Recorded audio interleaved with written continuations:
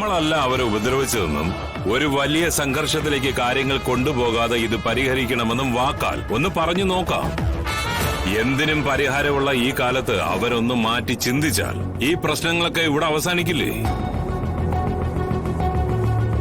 വരാനിരിക്കുന്ന വലിയ ഒരു അപകടം രണ്ട് വാക്കിൽ പറഞ്ഞു തീർക്കാൻ സാധിച്ചാൽ അത് തന്നെ വലിയൊരു നേട്ടമല്ലേ? സ്വാമി പറഞ്ഞതുപോലെ നീ ഒന്ന് സമാധാനപരമായിട്ട് സംസാരിച്ചു നോക്ക്. നിനക്ക് ഒറ്റയ്ക്ക് പോകാൻ ബുദ്ധിമുട്ടുണ്ടെങ്കിൽ സ്വാമിയും കൂടെ കൂട്ടിക്കോ. ദേ, സംസാരിക്കുമ്പോ പ്രശ്നപരിഹാരത്തിനാണ് നമ്മൾ ചെന്നെന്നുള്ള ഓർമ്മയുണ്ടായാൽ മാത്രം മതി. നിനക്ക് പോവാൻ പറ്റുമോ?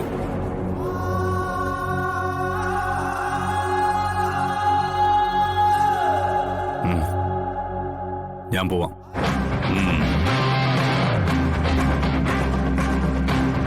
നല്ലത്. അങ്ങനെയൊന്ന് സംസാരിച്ച് നോക്ക്. അതിനുശേഷം മതി ബാക്കി എന്തും.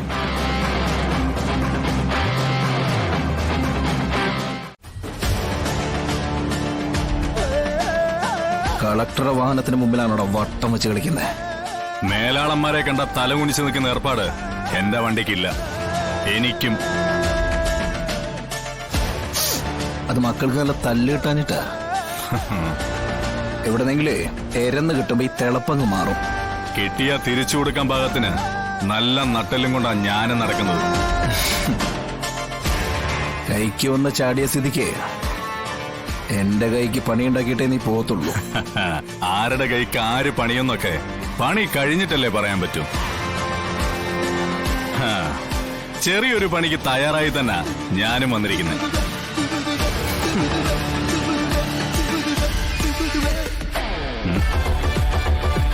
ഒരു നല്ല കാര്യത്തിന് വേണ്ടി ഇറങ്ങിയതാ. ഇനി എന്തായാലും ഈ ഒരു കാര്യത്തിന് തീരുമാനം ഉണ്ടാക്കിയിട്ടേ അത്രേ ഉള്ളൂ. പോരെ?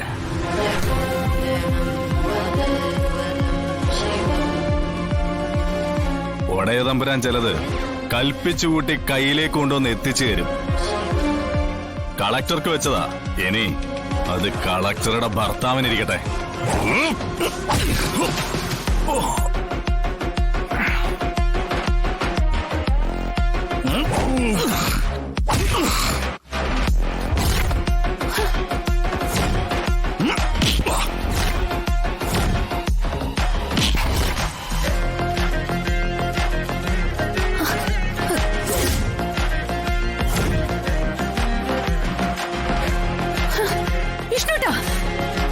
വേണ്ട, മാറ്. വിഷ്ണുടെ വീട്, വിഷ്ണുടെ പറയുന്ന കേക്ക്. വിഷ്ണുടെ വീട്. വെറും കവല ചട്ടമ്പികളെ പോലെ തെരുവിൽ കിടന്ന് അടികൂടാൻ ഇവനെ പോലെ ബോധമില്ലാത്തവരല്ല നമ്മള്. നമുക്ക് പലതും നോക്കേണ്ടി വരും, പലതും. ആ പറഞ്ഞത് ഉള്ളതാ മേഡം. ചങ്കിൽ തട്ടിയുള്ള സത്യം.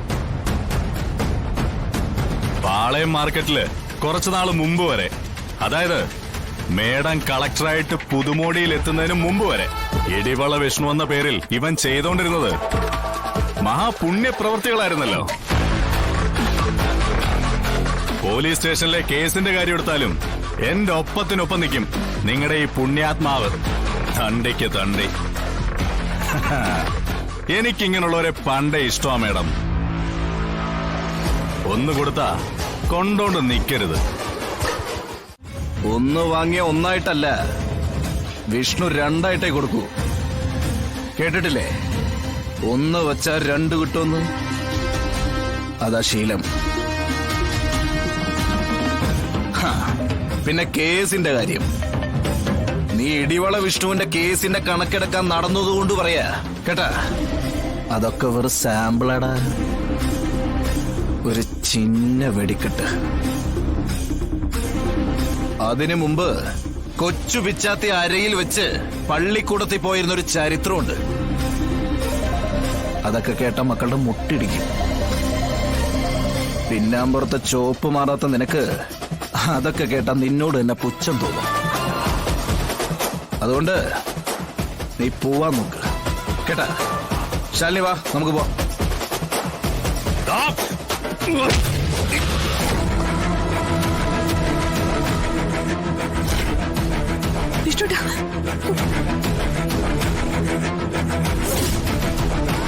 എന്നെ ചവിട്ടിട്ട് നീ അങ്ങനെ ആളായിട്ട് എന്റെ മുന്നിൽ നിന്ന് പോണ്ട. തല്ലിയവനെ തിരിച്ചല്ലാതെ ചെന്നാ എന്റെ അച്ഛനെന്നെ വീട്ടിൽ കയറ്റില്ലടാ. അങ്ങനെയാണെങ്കിൽ പിടിച്ചോടാ.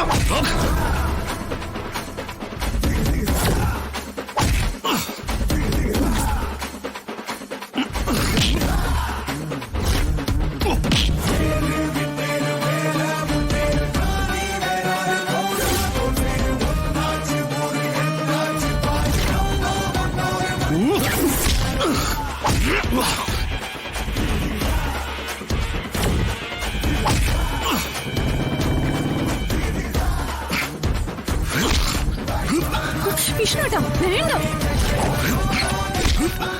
വിഷ്ണുട്ടാ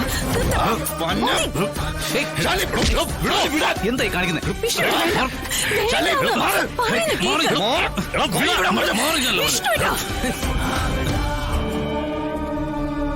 എന്താ മേഡം ഇത്? ഇതൊരു പബ്ലിക് പ്ലേസ് അല്ലേ? ഇവിടെ കിടന്നിങ്ങനെ പ്രസാദ്, ഇവൻ ഒരു കാര്യമില്ലാതെ. കാര്യമില്ലെന്ന് ആര് പറഞ്ഞു മേഡം? പരുത്തിക്കുന്ന് അത് തന്നെയാണ് വിഷയം.